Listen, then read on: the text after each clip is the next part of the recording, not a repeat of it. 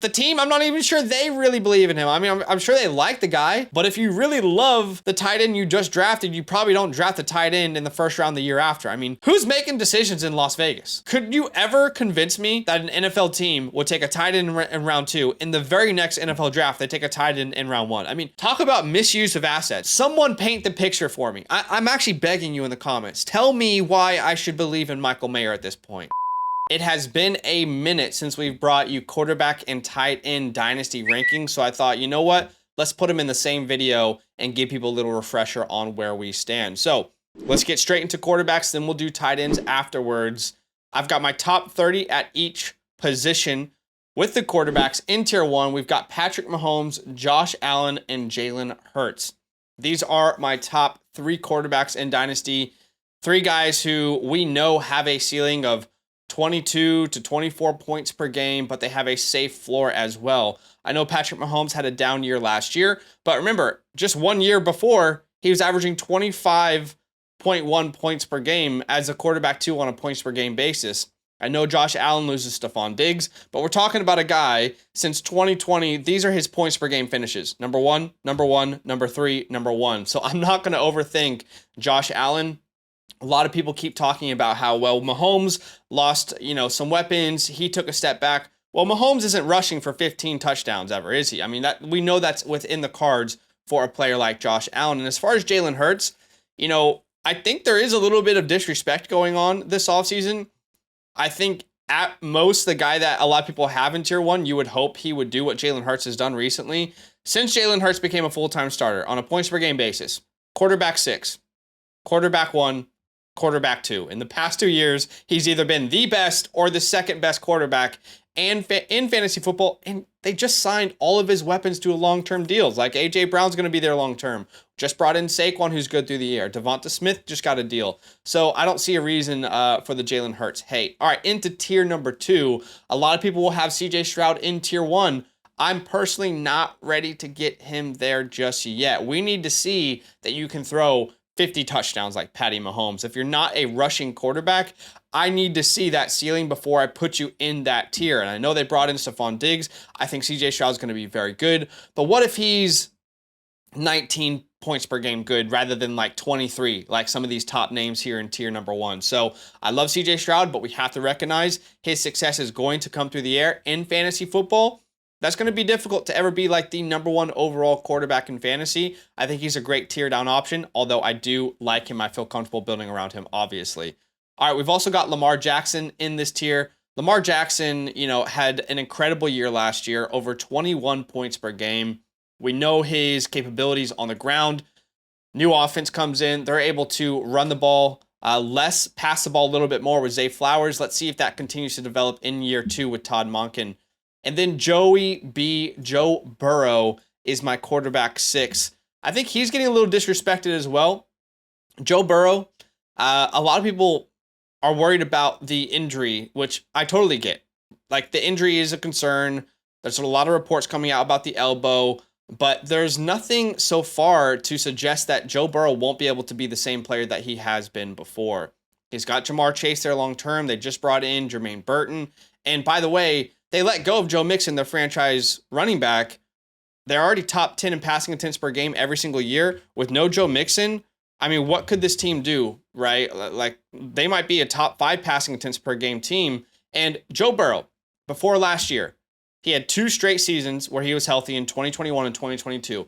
In those seasons combined, Joe Burrow is the only quarterback in the NFL in both seasons to have over 5,000 passing yards, at least 39 touchdowns, over a 90 PFF passing grade, and over 77% adjusted completion percentage. Joe Burrow is still an elite NFL quarterback, and as crazy as it sounds, it would not surprise me if Joe Burrow comes out and scores just as many points as CJ Stroud this year.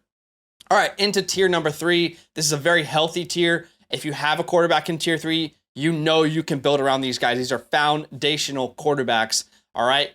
I'm a little bit higher on Kyler Murray than the average person. Kyler Murray, over his career, has averaged over 20 points per game total. Like, if you average out each year his points per game, he is averaging out over 20 points per game. We know what he can do on the ground. A year removed from the ACL, adding Marvin Harrison Jr., what is Kyler Murray capable of? I've said this many times, but I would not be surprised if Kyler Murray outscores CJ Stroud. I think he's been one of my favorite buys over the last couple of years, and now we're going to see the fruits of our purchases, if you will. Jordan Love comes out in his first season, averages over 19 points per game, top 5 quarterback finish. Do not worry about the contract. He will be extended. He's got great weapons all around him. Caleb Williams or Lasan Al-Khalib.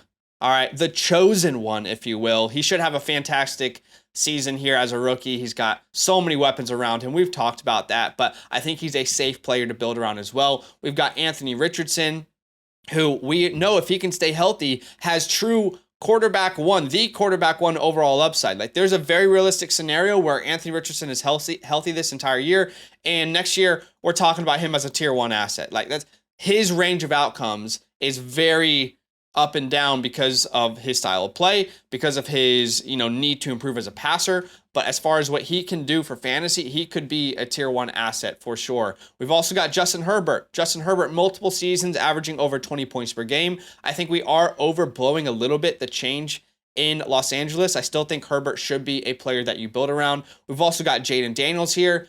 I would not be shocked if Jaden Daniels outscores Caleb Williams with what he can do on the ground. And Jaden Daniels is a better passer than people give him credit for. They talk about his rushing upside, but they don't realize he was top 5 in so many metrics last year as a passer in college football. Had the second best PFF deep passing grade as well.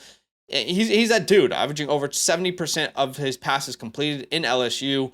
He is a better passer than people give him credit for. And then Brock Purdy, the only reason Brock Purdy isn't like a top locked and loaded top 7 dynasty quarterback is because he's Brock Purdy. Like, what do I mean by that? I mean, like, because he was a 7th round pick and he's in San Francisco surrounded by great weapons. No one wants to give Purdy his flowers. I'm going to give Purdy his flowers. I've been giving Purdy his flowers. Y'all know that's, along with Kyler Murray, one of my favorite quarterback buys last offseason. He has a top 6 points per game finish right behind Jordan Love. There's no reason at all to suggest that he won't be in San Francisco long term. So I think Purdy is an incredible player you can build around. And I will say this, hopefully people actually watch this video and they don't just angrily comment. If you have Anthony Richardson ahead of Kyler Murray, that's totally fine. If you have Justin Herbert ahead of all these things, that's totally fine. That's why there's a tier, right? So if you're telling me that I can draft and get Marvin Harrison Jr. and then come back around and get 2 of these names, that's what I'm doing. All of these guys, I don't care who you have number 1 in this tier, doesn't matter. Focus less on the number and more that I have them in the same group. All right, bucketed rankings. All right, tier number 4. These are good assets that you can still build around. There's some guys who haven't broken out yet. There's other veterans that, are getting up there in age and might not have rushing upside anymore. So Trevor Lawrence gets a long-term deal in Jacksonville. Just haven't seen him put it together for fantasy just yet. We would like to see a complete season for Trevor Lawrence. Last year, quarterback 13 finish, averaging just over 17 points per game. You can make a really strong argument, though, that Calvin Ridley, with the amount of balls that he dropped, the amount of times that his receiver screwed him over in the red zone, only getting 1 foot in, silly drops, you can make an argument that Trevor Lawrence could take a huge step in this next season with Brian Thomas Jr. We've also got Drake May here, who might be a slow burn, but ultimately should pay off. Same with J.J. McCarthy in that system. If you switch Drake May and J.J. McCarthy, I think Drake May is probably right next to Caleb Williams for a lot of people. But the reality is Drake May, we still need to see it with the scenario that he's been put into. But uber talented player, and he could overcome it. Dak Prescott, a veteran that is going to score you a lot of points right here, right now. Averaged 20 points per game last year on one of the league's most pass-heavy offenses, on the league's best offense in general, the only team in the NFL to score over 30 points per game last year. Dak Prescott's an incredible player. If you're a win-now team, he should be a target if you need a quarterback too, and he will probably help a lot of people win championships this year. How about Tua Tags? A name that a lot of people are a little bit nervous about, right? Give you a little bit of bubble guts when you talk about Tua Tags, because right now he has no long-term contract. Ultimately, you have to ask yourself, okay, number 1, can another quarterback come in and run the McDaniel system? It's difficult. It's difficult to project that right now. Is there a quarterback in 25 that we project that would be a natural replacement? I don't personally see one that's a natural fit right now. And if they do miss out on Tua, Who is the next guy? So I just don't see that happening with Tyreek there right now, Jalen Waddle. I think Tua will get a long-term deal. Speaking of long-term deals, Jared Goff already got a long-term deal on one of the league's best offenses. Great season last year, averaging almost 18 points per game as a quarterback 7. In fact, if you want to put Goff ahead of Tua, I don't care. Again, there's a reason for these tiers. And the last guy in this tier I will put is Bryce Young. I do think Bryce Young will have a much better year 2 compared to his rookie season. Dave Canales from Tampa Bay comes in. Dave Canales, famous for reviving Geno Smith's career, reviving Baker Mayfield's career. So I think he can do the same thing with Bryce Young. They traded for Deontay Johnson. They brought Robert Hunt in on the offensive line. Overall, they've just really reinforced that offense. Brought in Jonathan Brooks, who's great through the air as well. Give Bryce Young's one of those quarterbacks who really needs a good check down, right? This is not a Jaden Daniels, A-Rich, where there's no play open. I'm going to pull the ball down and start to rush for yards, right? He needs to protect his body. He needs a good check down. He's got that now in Jonathan Brooks. All right, into tier 5. How about hooked on Bo Nix? Okay, Bo Nix, I think, is one of the most disrespected quarterbacks in Dynasty this offseason. It's Sean Payton's choice, right? Bo Nix was one of the best pre-snap processors in the class. Super high IQ. That is a mind meld with Sean Payton. I think it's going to work out. Deshaun Watson, the contract is huge. We've seen success. Can he stay healthy? Baker Mayfield, can he continue on his breakout year last year? Michael Penix Jr., I think, is someone you absolutely need to go trade for if you can. If you can send multiple second-round picks, it's a no-brainer in a super flex league. At some point, he will start, in my opinion. Will Levis, make or break year, I think, for Will Levis. As crazy as it sounds, I know it's only his second season, but the team is ready around him. Offensive line improved. Brought in Calvin Ridley. New head coach over from Cincinnati. They want to throw the ball a lot. They brought in Tony Pollard, Tajay Spears, both good pass catchers out of the backfield. They also signed L'Jarius Sneed. If Will Levis isn't ready, I could see this team moving on from him. There's a huge range of outcomes for Will Levis. Superstar status could be there. Can he feather the ball, though? Can he sense pressure in the pocket? That's what we need to find out. And the last guy in this tier is Kirk Thuggins, who very well could be one of the best, if you're a win now team, cheap quarterback to buy right now. I love the idea in startup drafts of getting Kirk Cousins and Michael Penix in back-to-back rounds and just locking up that quarterback room. No matter what happens, you've got that guy as your quarterback too. All right, let's talk about the other guys. The guys who don't really fit into a box per se, okay? Matthew Stafford, Geno Smith, Russell Wilson, Daniel Jones, Derek Carr, Justin Fields, and Aaron Rodgers. These are the other guys. The guys that, if they're your quarterback too, you're probably not feeling very good about it. They're all, outside of Daniel Jones and Justin Fields, older in age. Don't know how long they'll be starters in the NFL. Matthew Stafford's a very good quarterback, but we've been talking about retirement for a while. Reports are that he wants to play for a while. Can he stay healthy? Right? Daniel Jones, can he stay healthy? Derek Carr, should he even be starting right now? Will Justin Fields ever get a chance to start again? Is Aaron Rodgers going to retire next year? These are the other guys. You don't feel comfortable with them as your quarterback 2. They're much better quarterback 3s in Superflex. And then in tier 7, how about the guys in Vegas? Gardner Minshew, Aiden O'Connell battling out for the job right now. I've actually had Aiden O'Connell as the starter this offseason, but I wouldn't be surprised if Gardner Minshew ends up taking that job at some point. Now, just before we get into tight ends, got to let you know that if you want your team reviewed, it's very, very simple. There's 2 ways, okay? Number 1 is by being a yearly Mother Flocker member. That is just one of the perks of being a yearly member. It's the best bang for your buck. You get all the premium tools on the website, all the articles, all the databases, the rankings, and a complimentary team review. We now have another option where it doesn't matter what promo code you use at sign up, you can buy a team review from us. So there's 2 links down below. Check it out. Let me know if you have any questions. Let's get back to the video. And now for the tight end position, again, around my top 30 names. Let's talk about tier 1. 3 names for me: Sam Laporta, Trey McBride, and Dalton Kincaid. All guys, top 50 draft capital in the NFL. Dalton Kincaid, obviously the guy who gets first round, selection. Sam Laporta, best rookie tight end season ever, but I don't think that puts him in his own tier. In fact, I've had people reach out to me, and if I have McBride or Kincaid, they want to tear down from Laporta. That's not going to work for me. I don't see these guys in separate tiers. I think Laporta, McBride, and Kincaid, these are all legit tight end 1 overall threat finishers, right? With Laporta, we saw it last year.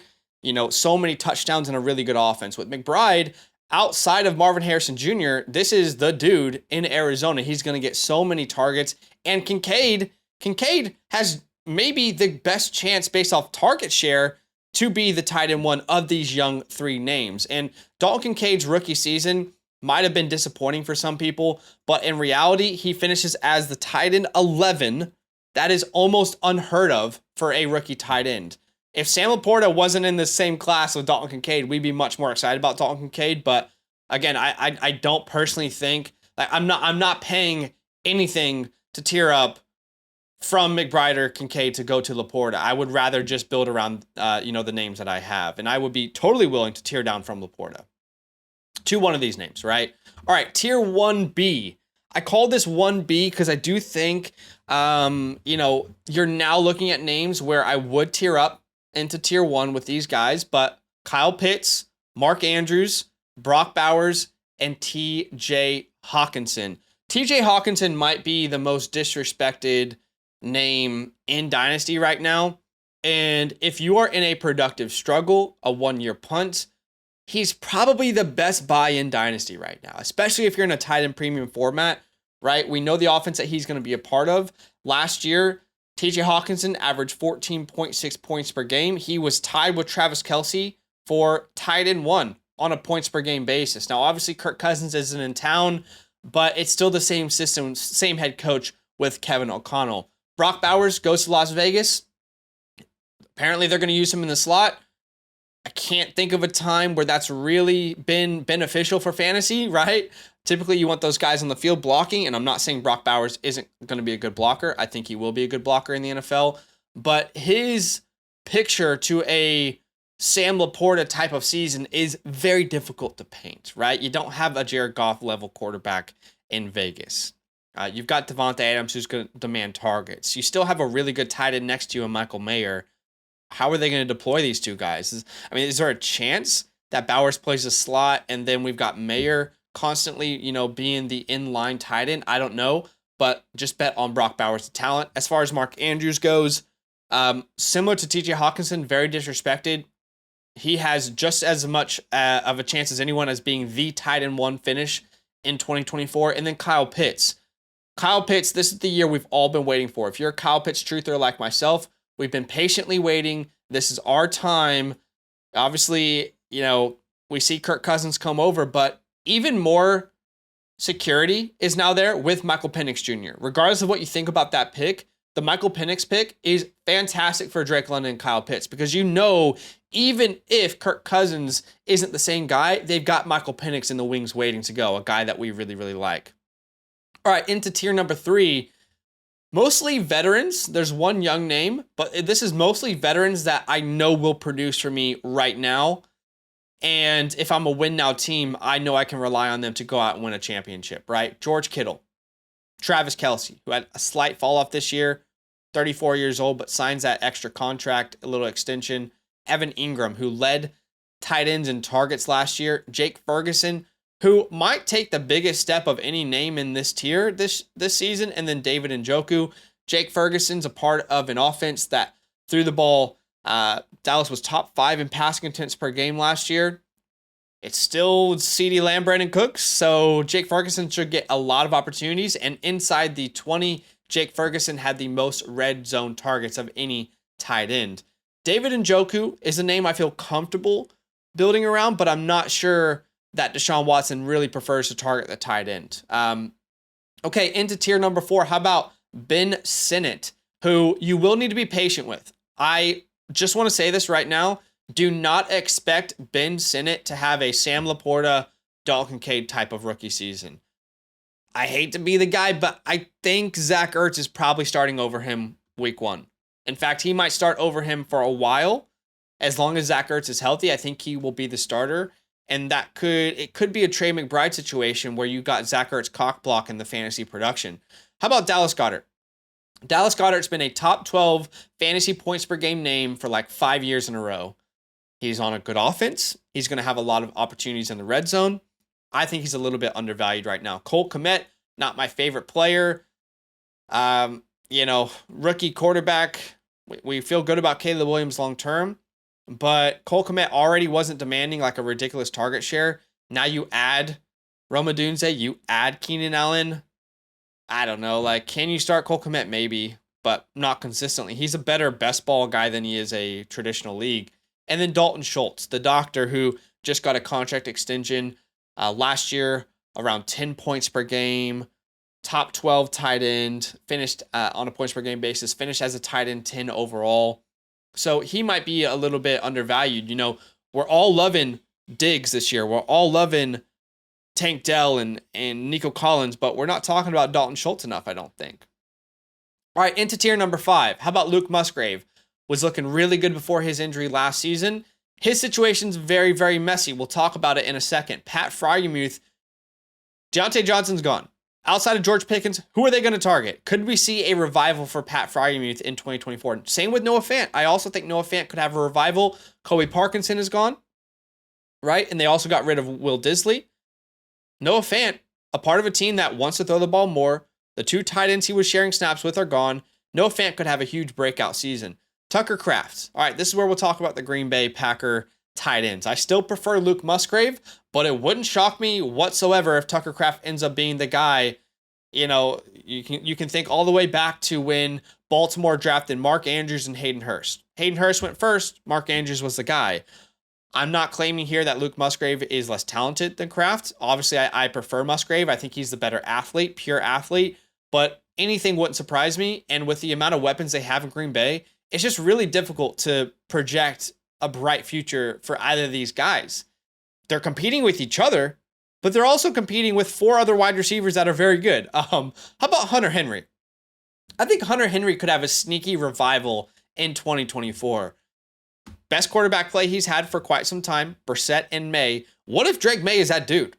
What if Drake May is Himothy? If Drake May ends up being Himothy, Hunter Henry could be a really good asset in fantasy, and he's still under 30 years old. And then Michael Mayer. Someone paint the picture for me. I'm actually begging you in the comments. Tell me why I should believe in Michael Mayer at this point.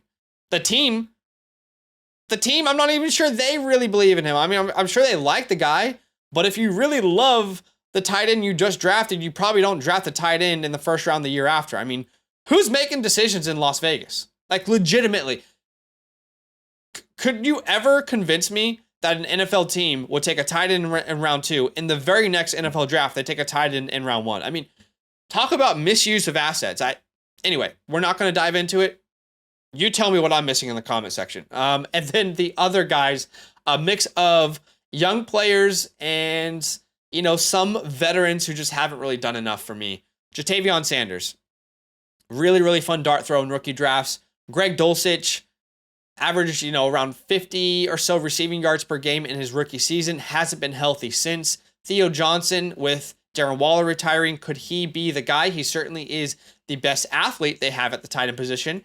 Eric All in Cincinnati, again, purely a dart throw at this point. Isaiah Likely, a lot of people are really high on Isaiah Likely.